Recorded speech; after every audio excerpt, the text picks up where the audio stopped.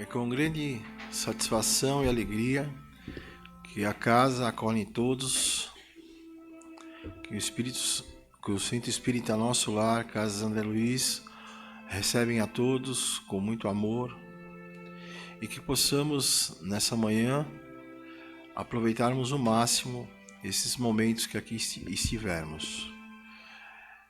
Aqueles que estão adentrando a primeira vez a casa, sejam todos muito bem acolhidos e que saibam todos que todos aqui estão sendo tratados individualmente e que essa casa, há muito, já vem sendo preparada para receber todos nós. Assim eu convido a todos, aqueles que puderem fechar os olhos com a técnica de concentração, para iniciarmos com uma oração, com uma prece de agradecimento, levando o nosso pensamento ao alto, em busca da figura meiga do nosso irmão maior Jesus, que ele possa estar dentro de nós, conosco, ao longo desse estudo, desta palestra. Obrigado, Senhor, por essa oportunidade, pela vida, que possamos aproveitar a cada momento, a cada instante, e que as palavras e os ensinamentos que aqui serão passados para nós possam de alguma forma mudar o nosso maneira de ser. Que assim seja, graças a Deus, graças a Jesus e aos Espíritos maiores. Que assim seja.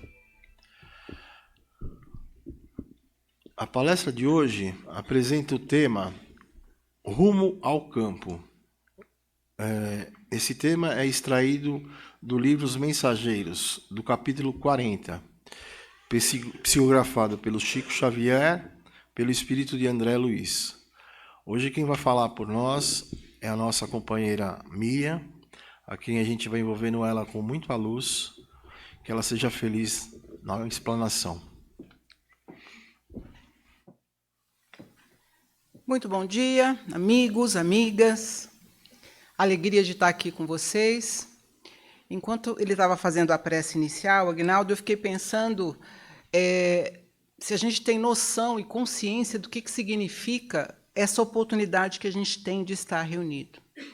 A gente vai conversar um pouquinho indiretamente sobre este assunto hoje.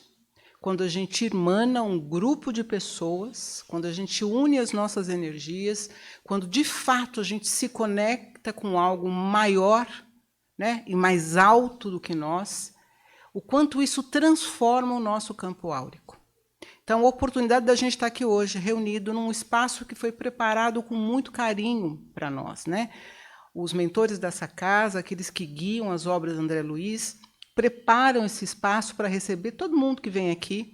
Os nossos mentores, os nossos anjos de guarda, o nome que cada um queira dar, nos acompanham felizes de que a gente possa vir aqui. E esse campo de energia, né, de quem está nos recebendo, de quem vem junto com a gente, se junta e cria um campo de luz. Então, que a gente se aproprie disso, que a gente tenha consciência clara do que significa sair numa manhã e se reunir com um grupo de pessoas e colocar o nosso coração ao alto, tá? E isso é particularmente visto nesse capítulo, não só nesse capítulo, mas nesse livro, nessas obras, né, do André Luiz. Este capítulo, que é o capítulo 40, é da segunda obra. A primeira é A Nosso Lar, que é muito conhecida. Essa segunda obra do André Luiz são Os Mensageiros. E a função desses livros, escritos lá na década de 40, é trazer para a gente luzes sobre como é que as coisas acontecem no plano espiritual, no plano intermediário e aqui, no nosso dia a dia. Como é que essas energias, essas forças, esses fluidos se interconectam. Neste capítulo em particular, o capítulo 40, ele é interessante porque ele começa com o pessoal indo descansar. Porque assim, você tem um grupo de mensageiros, um grupo de colaboradores, estão desencarnados, tá? O mentor, quem orienta esse grupo é o Aniceto. Quem assistiu ao Nosso Lar deve lembrar do Edson Celulari fazendo o Aniceto lá. É aquela figura, e aí você tem o André Luiz, você tem o Vicente, você tem um grupo de colaboradores com aquele orientador, né? Eles estavam no trabalho aqui na crosta, aqui na Terra, no capítulo anterior, no capítulo 39. Num centro espírita como esse aqui. Então, os desencarnados, tá certo? Esse grupo de espíritos, colaboradores, vamos usar o nome mensageiros, estavam aqui trabalhando num centro espírita. Estavam lá trabalhando, orientando, intuindo, né, trazendo espíritos que necessitavam de orientação, e eles trabalharam a noite inteira, porque tinha um grupo umbralino muito denso e muito pesado. Aliás, tem até uma bronca que um dos trabalhadores recebeu no dia, que é até um bom alerta para nós. O que acontece? Um dos mensageiros levou para essa reunião mediúnica 2 parentes desencarnados, porque eles estavam muito mal, estavam numa situação espiritual péssima. E esses colaboradores, querendo ajudar pessoas que eles amavam, levaram esses 2 espíritos para lá. Deu uma maior confusão. Esses 2 espíritos não estavam preparados para receber aquele auxílio. Não vou dizer nem que não estavam preparados, eles não estavam disponíveis para receber ajuda. E aquela reunião mediúnica só não se desorganizou completamente porque o grupo de sustentação de lá era muito forte. Porque, senão, aquele espaço que estava aqui na Terra, né, naquele centro, poderia ter se desorganizado completamente. Por que eu falei que é um alerta para nós? Porque, assim, eu sei, quem tem filho, quem tem marido, gato, cachorro, né, a gente sempre quer salvar o outro, não é assim? Eu escuto, mas olha, se o outro ouvisse, olha, porque meu filho não faz direito, olha, porque o meu namorado tem esse problema, olha, porque o meu irmão. Eu quero sempre salvar, eu quero sempre curar alguém do lado de lá. O que tem uma certa... Você vai dizer, mas isso é um ato de amor, eu querer o bem, eu querer ajudar, sem dúvida nenhuma. Né? Você poder colaborar, você poder contribuir, você dar uma palavra, enfim, você fazer o acolhimento. O fato é que você não pode viver a vida do outro. E mais, se o outro não quiser ser ajudado, quando você traz ele para o seu campo, você se desorganiza. Que foi o que aconteceu nessa reunião. Eles levaram 2 espíritos que não queriam receber o auxílio, e a reunião só não desgringolou de vez porque o suporte era muito forte. Então, assim, toma cuidado, né? A gente tem que tomar muito cuidado com aquilo que a gente traz para o nosso campo. O nosso grande desafio aqui no planeta Terra não é salvar o seu filho, não é salvar seu pai, não é salvar seu irmão, seu marido, a sogra, ou sei lá eu, não é. O seu grande desafio, eu vou usar essa palavra, é salvar a si mesmo, curar a si mesmo. Esse é o nosso grande desafio. Quando a gente resolve cuidar da vida do outro, né, na verdade, a gente está fugindo das tarefas que a gente tem que fazer por aqui. Então, isso aqui é só reservar um pouco isso. Não é desse capítulo, que é o capítulo 40, mas eu achei interessante, porque isso, inclusive, desgastou os trabalhadores. Tanto que o Aniceto fala o seguinte, olha, foi tão... Quer dizer o seguinte, no plano espiritual a gente também se cansa. A gente come, inclusive, se alimenta. É um outro tipo de matéria, um outro tipo de alimento, mas também é preciso. Porque o Aniceto fala assim, olha, foi muito cansativo, vamos descansar, vamos dormir essa manhã, dar uma relaxada, porque nós somos muito exigidos. Então, eles descansam, e nesse descanso eles vão dar um rolê. O Aniceto fala assim, vamos dar uma passeadinha aí. Né? E aí o André Luiz, e eles resolvem dar uma circulação. O Aniceto continua distribuindo tarefas lá, mas antes que eles fossem literalmente para essas tarefas, eles vêm para o campo, por isso que chama para o campo. Eles vêm para o campo da crosta terrestre aqui, dar uma olhada como é que as coisas estão. E aí que começa o nosso capítulo. E a primeira coisa que eu achei interessante é que o André Luiz, quem acompanha as obras, quem sabe quem ele foi um médico na vida terrena, desencarna, fica muito tempo no umbral, se restabelece e começa o trabalho dele no plano espiritual. E quando ele começou o trabalho, e quem assistiu o Nosso Lar deve se lembrar, eles tinham muita dificuldade em volitar, que é voar, né? Que é planar. Eles tinham dificuldade em fazer isso. Ainda muito densos, não acreditando, então todo um exercício foi feito para que pudesse volitar. E quando o Aniceto chama o André Luiz para volitar, ele fica surpreso. Fala, cara, agora eu já estou conseguindo fazer isso com muito mais facilidade. E por que isso é um ponto de alerta? Também para nós, guardada todas as proporções. Todas as nossas qualidades, ou todas as nossas potências, sejam elas espirituais ou aqui do campo físico, cara, a gente tem que ralar, entendeu? A gente tem que treinar. A gente tem que tentar fazer uma vez, 2 vezes, 3 vezes, 4 vezes. Tanto do ponto de vista da nossa lida diária aqui, sei lá, se você é um professor, se você é uma dona de casa, se você é o faxineiro, se você é o dono da empresa, aquilo que você faz para que seja melhor, você precisa insistir, você precisa estudar você precisa se esforçar para fazer aquilo, você precisa praticar. Isso vale para as nossas habilidades no plano físico, também vale para as nossas habilidades no plano espiritual.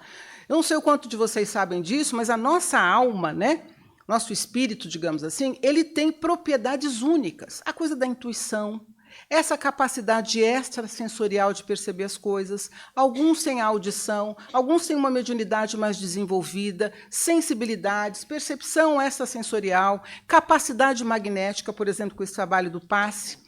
Todos nós temos, é inerente da alma humana.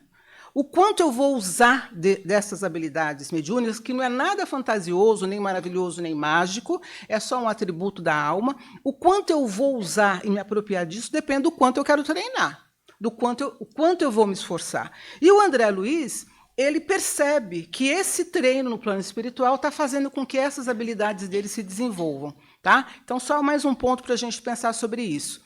E aí ele tem uma outra habilidade que ele desenvolveu, que aí quando eu li, eu lembrei de mim mesma, né? Que é assim, eu não sei quantos de vocês já viajaram de avião, quantos vocês tiveram a oportunidade de viajar. Eu viajo muito por conta do meu trabalho. E uma das coisas que eu mais gosto de fazer é quando eu estou chegando em São Paulo, especialmente em Congonhas à noite, e que você olha São Paulo, né? De lá, essa nossa cidade é muito doida. Aí você vê um bando de luzinha pequenininha, né? E às vezes você vê um veio vermelho, assim, que parece uma veia, né? Correndo, que são os faróis, né? São as luzes de ré dos carros. Então, é uma imagem muito bonita. E quando eu olho aquilo, eu falo, gente, que legal que é isso aqui. E quando você está lá olhando de cima, você não quer nem saber a briga que está acontecendo no apartamento. Você nem lembra que eu vou ter que encarar aquele trânsito quando eu descer no solo. Você olha aquilo sobre uma outra perspectiva. E fica até poético, e fica até bonito. Essa é a minha capacidade de enxergar e de perceber, de olhar de ver um pouco de poesia quando eu estou um pouco acima da linha do cotidiano. Mas dá uma olhada no André Luiz. Quer dizer, esse é o meu alcance, a minha capacidade de observação. O André Luiz fala assim, olha... Ele está dizendo que melhorou, né, em adestramento a capacidade dele de volitar e que também ampliou para ele as possibilidades visuais, que cresceram sensivelmente. Volitando em pleno, lá, ele dizia, ele não observava até então o que agora verificava extremamente surpreendido. Então, ele está dizendo o seguinte, ele começou lá a fazer a volitação em torno da crosta e falou, cara, agora eu estou vendo coisas na Terra que eu não enxergava, que eu não percebia. Eu não quero deixar vocês tristes, mas a notícia não é boa. Vou contar, depois tem uma boa, mas a primeira não é muito boa. Eu vou contar para vocês o que o André Luiz viu, e aqueles que hoje estão tramitando aqui, né, transitam, o que eles veem quando eles estão nos vendo aqui na crosta terrestre. Não são aquelas luzinhas bonitinhas que eu olhei, não. Eles veem um pouquinho além. Tá? Ele diz assim, olha, dantes eu via somente os homens, os animais, os veículos e os edifícios chumbados ao solo. Aquela minha capacidade de visão. Olhava e só via aquilo. Agora a visão dilatava-se. Ele reconhecia de longe o peso considerável do ar que se agarrava à superfície. O ar pesando. Tive a impressão de que nadávamos em alta zona de mar de oxigênio, vendo embaixo, em águas turvas, enorme quantidade de irmãos nossos a se arrastarem pesadamente, metidos em escafrandos muito densos, no fundo lodoso do oceano. O que ele quer dizer com isso? Olha, eu estou aqui, respirando, né, estava acima, ele se sentia com o ar circulando, e quando ele olhava para baixo, ele via um mar de lama. Lama, literalmente lama. E ele via os homens, e esses homens, nós não estamos falando do umbral, tá? Vamos deixar muito claro, está falando do planeta Terra. Aqui, cidade de São Paulo, Zona Norte, as cidades do Brasil. É disso que ele está falando. Então, quando ele olhava para a gente aqui, tá? Ele via um enorme mar de lodo. e nós caminhando muito lentamente, amalgamados nesse lodaçal. Eu falei que a notícia não era boa, vocês não precisam fazer uma cara dessa também. Eu sei que não é. É isso que, quando você desenvolve a habilidade de percepção, você começa a ver entre nós. E por que é tão importante, eu comentei com vocês, né, se a gente tem noção do que a gente está formando quando a gente se reúne para elevar o pensamento para uma coisa maior. Quem é que formou essa lama? Quem é que forma essa coisa escura e lenta? Porque ele diz que é muito lento o jeito que a gente se conecta, que a gente caminha, digamos assim. É como se nós estivéssemos asfixiados em nós mesmos. Isso é formado, você sabe pelo quê? O que forma isso? O nosso pensamento. Não é assustador? É o nosso pensamento que forma esse amálgama escuro, denso, complexo, que dificulta a nossa caminhada e a nossa visão. E antes que o senhor fale assim, não, peraí, a minha casa até que é arrumadinha, eu estou aqui limpinho, e etc. Né? O que o André Luiz está vendo aqui não é aquilo que eu sou capaz de ver do avião. Eu não quero saber, né, é como se ele dissesse o seguinte, eu não estou querendo saber aquilo que você fala na sala de estar da sua casa. Né? Tipo assim, sou uma pessoa bonitinha, vou trabalhar, estou perfumadinho, tomei banho, não xinguei minha mulher, não bati no meu filho. Né? Não é disso que ele está falando. Eu quero que a gente faça o seguinte exercício, volta uma semana, essa semana agora, essa que passou.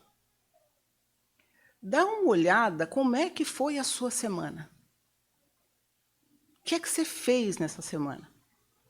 Aí você vai falar, fui trabalhar, ou não fui trabalhar, cuidei da casa, cuidei do filho, ou sei lá, eu fui me cuidar, fui caminhar, fui na academia, voltei, isso e aquilo. Isso são as coisas que eu vejo que o Senhor vê. A questão aqui é, enquanto você estava fazendo ou não fazendo essas coisas, como é que estavam as suas emoções? Como é que estavam os seus pensamentos? Como é que estava o seu cuidado espiritual na sua prática diária? Porque é isso que forma essa área densa. Não é o senhor pegar o metrô, o busão e ir trabalhar. Isso é uma energia que a gente está acostumado a lidar. Essa energia a gente vê. Aquilo que a gente fala que é para o inglês ver. A questão é aquilo que a gente está produzindo porque a gente não olha, ou porque a gente alimenta sem perceber. Será que nessa semana, e eu não estou falando nem do mês, nem do ano, nem na outra encarnação, nesta encarnação, nesta semana passada, o quanto o senhor odiou, o quanto o senhor teve de inveja, o quanto eu não olhei uma questão emocional que eu tinha que resolver, o quanto eu não entrei em contato com a minha rejeição, com o sentimento de rejeição que eu tenho, o quanto eu não quis dar conta de que eu estou entrando num estado depressivo, o quanto eu realmente fiquei com muita raiva e muito ódio daquele que me enganou, ou do meu chefe que me maltrata, ou do meu filho que não me escuta. São essas emoções que a gente não olha, que a gente não se apercebe, que vai criando este campo denso que nos envolve. Então, o pedido aqui hoje não é só para você olhar o seu cotidiano, porque aquela coisa na sala de casa, né? Quando você está na sala de casa e a visita chega, está tudo certo. Você faz o bolo, você serve o bolo, você põe lá o café, não é isso? Às vezes você põe uma musiquinha, vocês falam amenidades. Mas se enquanto você estava preparando o bolo, estava pensando, eu quero que essa pessoa que vai chegar aqui em casa, entendeu? Eu quero que ela realmente encontre a verdade, que a justiça seja feita. Porque ela me enganou, porque ela me humilhou, estou fazendo esse bolo. E toda a sua energia, né, que não é exatamente de amor, você está colocando naquele objeto. Alguém tem dúvida que aquele bolo vai fazer mal? Alguém tem dúvida disso? Há vários trechos dentro das obras, né, que falam que o seu pensamento, que é emitido com força, porque assim, a mesma força que eu tenho para criar essa matéria com a mão, tá? Quando eu pego o impulso de energia, quando eu pego isso, eu pego o fluido cósmico universal, né, que é aquela energia que tudo está dentro disso. Quando eu pego isso, coloco emoção e coloco intenção, eu mato sem matar. Eu sou capaz. Eu posso não matar ela, que eu estou querendo ali dar um tiro no peito dela, mas ela vai sentir o baque. E se ela não tiver fortalecida, protegida em amor, em energia, ela vai titubear. Olha só a confusão nos quais nós estamos envolvidos. E ele avança mais, as coisas complicam, gente. Estão pensando que é só isso? Complicam ainda um tanto mais. Porque ele está falando o seguinte, né? Ele diz assim, olha, e ele está falando, e aí o Aniceto fala assim para ele, né, que é o mentor. Você está vendo aquelas manchas escuras na via pública? Primeiro ele vê, né, esse amálgama de coisas lodosas lá. Você está vendo aquelas manchas escuras na via pública? Ele pergunta, né? E aí, pessoal, estamos vendo sim. São as nuvens de bactérias variadas. Elas flutuam quase sempre em grupos compactos, obedecendo ao princípio das afinidades. Reparem aqueles arabescos, né, aquelas formas de sombra que estão se fazendo lá. Estou lembrando vocês, nós não estamos falando do umbral, nós estamos falando aqui do planeta Terra, dessa esfera da existência, né, dessa dimensão na qual a gente está vivendo. Então, ele diz assim que nuvens de bactérias estão aqui misturados a nós e elas se juntam por afinidade. Então, além do nosso pensamento, esse pensamento é capaz de criar um conjunto de vírus e de bactérias que se unem, ele fala, nessas manchas escuras. Eles estão lá em cima, olhando para a gente aqui, e eles veem grupos de manchas escuras espalhadas, a partir desses vírus que nós criamos. E mais, observem os grandes núcleos pardacentos ou completamente obscuros. São zonas de matéria mental inferior, matéria que é expelida incessantemente por certa classe de pessoas. Se demorarmos em nossas investigações, veremos igualmente os monstros que se arrastam nos passos das criaturas, atraídas por elas mesmas. Quer dizer, nós configuramos, nós vamos nos juntando, inclusive outros espíritos de densidade ainda mais obscuras se juntam e nós formamos como se fossem esferas monstruosas circulando por aí. É isso que eles estavam vendo, porque estão com a visão dilatada quando olhavam o planeta Terra. E antes que o senhor, a senhora ou eu ache que esses grupos pardacentos, lodosos, né? Porque aí a gente vai usar o nosso preconceito, porque a gente é bom nisso. Ah, quer saber? Isso deve ser lá, não sei lá eu, na favela, não sei da onde, lá no extremo da Zona Sul, da Zona Leste de São Paulo. Isso não acontece aqui nos Jardins. Isso não vai acontecer aqui num centro espírita, porque aqui a gente não produz larva mental de jeito nenhum. Aqui a gente já está, né? A verdade é que isso é absolutamente, entre aspas, uniforme, espalhado por classe social. Que aquilo que eu disse para vocês não é aquilo que a gente mostra na sala da nossa casa, para o nosso amigo que foi nos visitar. Essas larvas e esses grupos são formados por essas questões invisíveis. E eles são absolutamente democráticos. Só pode ser rico, pobre, bonito, feio, influencer, médico, faxineiro, dona de casa. Não interessa a sua classe social. Branco, morar em São Paulo, morar no Rio Grande do Sul, não interessa. O senhor pode usar essas vestimentas que são desse plano físico do jeito que o senhor quiser. Está bem arrumado, está bonitinho, está feio, está cheiroso, não está. Não interessa. Essas carapaças, essas máscaras, né, que a gente usa quando a gente está aqui, não revelam a nossa essência. Você consegue encontrar num meio de pessoas ricas, pessoas maravilhosas, que fizeram uso da abundância de forma satisfatória, ou que herdaram, ou que fazem bom uso, ou que construíram aquele patrimônio. Conseguem? Conseguem. Consegue achar nesse mesmo meio gente corrupta, desonesta, que odeia, que trapaceou, que é infeliz, que tem culpa, que tem raiva? Consegue. Vou dar um outro exemplo para o lado dos mais pobres, que geralmente a gente acha que essas coisas acontecem mais com quem não tem condições. Imagine um menino que nasceu numa região aí do Brasil, numa cidade muito pobre. E os seus pais também eram muito pobres. Filhos de uma família numerosa, muitos filhos, aquela coisa que a gente conhece, muito comum no Brasil, né? Esse menino era meio esquisito, tá? Ele era meio estranho, meio fora da casinha. A mãe morreu muito cedo.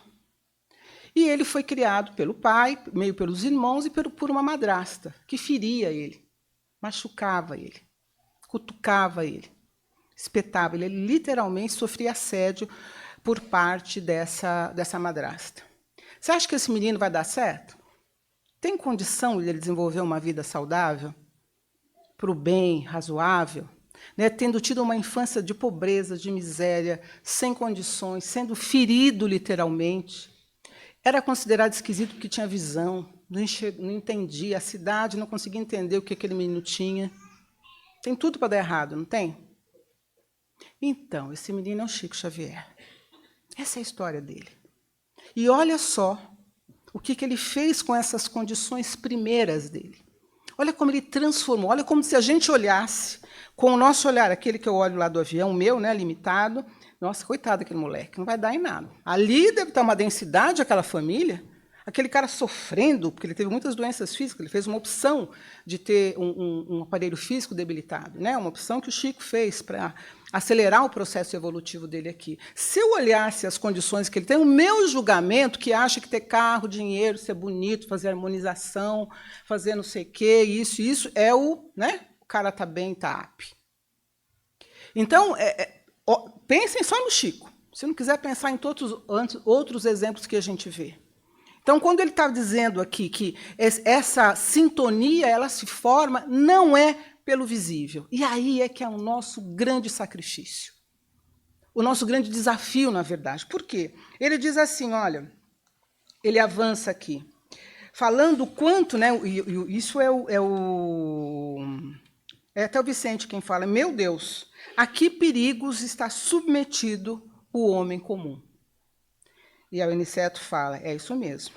A existência terrestre é uma gloriosa oportunidade para os que se interessam pelo conhecimento e para a elevação de si mesmos. Só para dizer o seguinte, gente, não é brincadeira estar na Terra. Não é brincadeira estar encarnado. Não é uma tarefa simples e não é nascer, sabe, crescer um pouquinho, namorar, casar, ter filho, aposentar. Não é isso. Isso é o que a gente faz na sala de estar. Tem que gastar energia. Claro, a gente está aqui para viver a vida. Está tudo certo. Agora, é como eu vivo esses processos. É como eu ganho dinheiro que me faz abundante. É como eu amo a pessoa que está do meu lado. É como eu trato a mulher que eu escolhi como esposa, como companheira. É como eu realmente faço a minha dedicação ao filho que eu trago ao mundo. É como eu faço uma obra de caridade. É como eu respeito o meu limite próprio, a minha fragilidade, a minha dor, a sombra. Sabe, aquela coisa que lá na infância, o abuso que eu sofri, que eu não quis tratar, porque aquilo me dilacera. É como eu encaro que eu tenho ódio em mim ainda, eu tenho raiva por processos. É eu olhar isso. Essa é a grande riqueza, porque se eu viver a vida comum, sem fazer esse olhar que o André Luiz consegue fazer agora que está no plano espiritual, eu posso perder uma encarnação. Eu posso fazer todo o protocolo, estar na sala de estar, está tudo bonitinho, cheiroso, com bolo e café, mas eu não toquei nas feridas essenciais que eu vim aqui tratar. E aí você vai dizer assim, mas eu não sei, né? Eu lembro quando eu acabei de ler, eu falei, gente, mas dá para fazer um mapa mais claro? Desenha, faz um Waze para mim. Você tem que ir lá, você tem que ir aqui, você tem que resolver essa pendência. Vamos facilitar a nossa vida, né, gente? E aqui, eu tenho, né, quando eu converso aqui com os meus mentores, tipo assim, quem falou que você não veio com Waze? Olha a sua vida. Quem são as pessoas que estão com você? Onde é que você cai? O que é que te fragiliza? O que te irrita? O Waze está lá. Nós, se a gente parar para olhar, se a gente parar para observar, nós sabemos aonde estão os nossos desafios. Porque Papai do Céu facilita a nossa vida.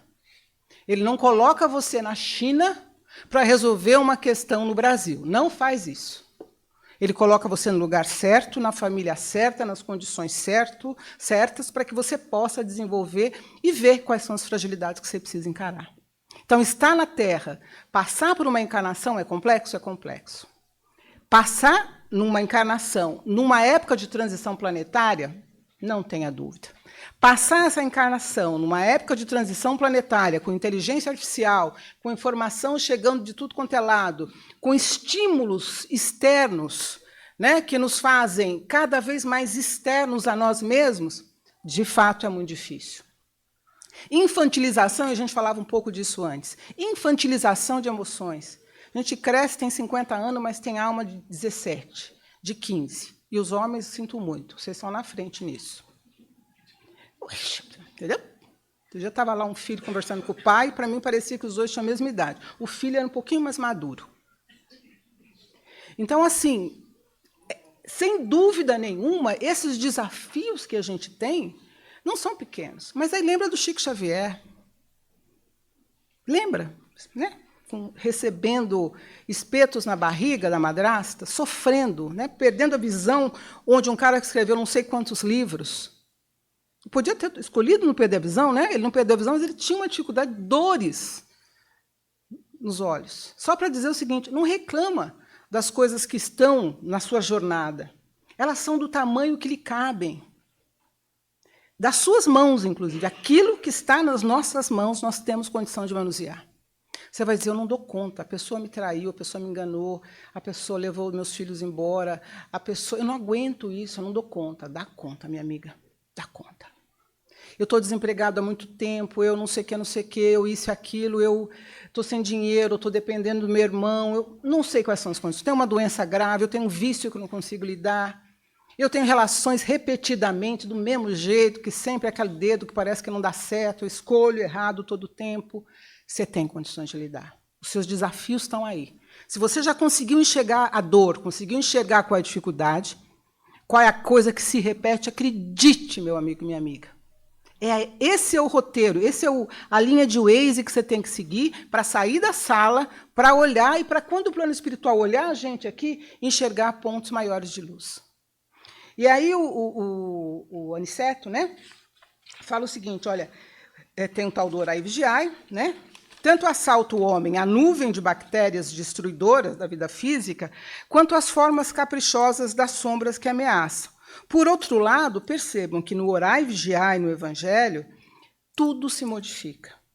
Então, o seu movimento de oração, o seu movimento de encarar, eu assumi que você tem essas dificuldades, mas aquilo que quando eu comentei com vocês, o que vocês fizeram na última semana? Eu pergunto para mim mesma, né? O que eu fiz na última semana? Além daquilo que eu falo para as pessoas. Como é que estava meu pensamento? Eu rezei? Eu orei? Eu pedi para o meu anjo protetor aqui me acompanhar quando eu tinha que tomar uma decisão?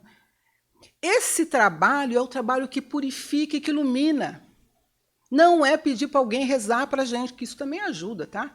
É você, quando você faz esse trabalho, que as coisas se modificam. Então, ele diz que a importância do orar e vigiar é de uma coisa muito poderosa, tanto quanto ele diz que as religiões acabam tendo este papel. E tem que ser espírita? Não, né, gente? Você pode ser espírita, evangélico, umbandista, budista, não ter religião, mas se você tiver uma conexão com algo maior do que essa densidade, você é capaz de passar pela existência de uma forma muito satisfatória. Então, a religião, todos esses recursos que a gente vai recebendo para conseguir entrar em contato conosco mesmo, até uma boa terapia, são elementos que você consegue utilizar para conseguir passar um pouquinho para além, tá? Ele fala, portanto, da fé religiosa. Tem uma última coisa que eu acho que é bem interessante que ele comenta, que é o seguinte. Deixa eu só falar uma coisa que até me assustei um pouco quando eu li. Porque o André Luiz, quando começa a ver aquelas bactérias, né, que se formavam, e o André Luiz é médico, né? Era médico na última encarnação dele. Ele foi médico, ele fala, diz uma coisa. A pergunta que ele faz aqui, quer ver? Ó? Mas a matéria mental emitida pelo homem, não. É isso mesmo. Mas a matéria mental emitida pelo homem inferior tem vida própria, como o núcleo de corpúsculos microscópicos de que se originam as enfermidades corporais? O que ele está perguntando aqui? Essas bactérias que você está vendo aí, né, entre aspas, espirituais, mentais do homem, elas se reproduzem como um vírus de uma doença? Sabe, um vírus mesmo. Você está com resfriado, você contamina o outro, né? Ou você tem um câncer e as células se alteram de determinada forma dentro do seu corpo. Nós estamos falando de coisas do plano material, do plano físico. Ele, como médico, quando viu aquele monte de bactéria em cima da gente, mas isso aí se reproduz? Né? Olha só o que responde Aniceto. Como não? Vocês presentemente não desconhecem que o homem terreno vive num aparelho psicofísico? Não podemos considerar somente no capítulo das moléstias a situação fisiológica propriamente dita, mas também o quadro psíquico da personalidade encarnada. Se temos uma nuvem de bactérias produzidas pelo corpo doente, temos também uma nuvem de larvas mentais produzidas pela mente enferma em identidade de circunstâncias. Desse modo, na esfera das criaturas desprevenidas dos recursos espirituais, adoecem corpos e almas. Então, se tem que fazer uma lição de casa, tem essa coisa da autoanálise, tem a coisa da oração, tem a coisa do orar e vigiar, tem a coisa de fazer a autoobservação das suas emoções, sentimentos, sensações, de como é que você está tratando a sua vida espiritual, de como é que você está se conectando com a sua intuição, de como é que você está se conectando com a sua mediunidade, para o quê? Para que as curas elas sejam de fato integrais, para quando o André Luiz voltar a olhar, né, dar o rolê dele aqui pela psicosfera da Terra, enxergue em veios de luz, literalmente, e não esses lodos, né, nos quais a gente ainda está envolvido. E lembrando, ninguém vai fazer essa lição de casa para nós. Por isso que eu comentei no comecinho da nossa conversa que a gente fica tentando salvar o irmão, né, o filho, o sobrinho, mudar o marido, mudar a sogra, o vizinho. Cara, se a gente der conta de mudar as dificuldades que nós temos em nós mesmos, já a gente fez a nossa lição de casa aqui para o planeta, tá bom? Vocês não ficam com essa cara de assustado, não, que vai dar tudo certo no final. Obrigado, Miriam. E aqui a gente encerra a transmissão das redes sociais, agradecendo a todos que nos acompanharam.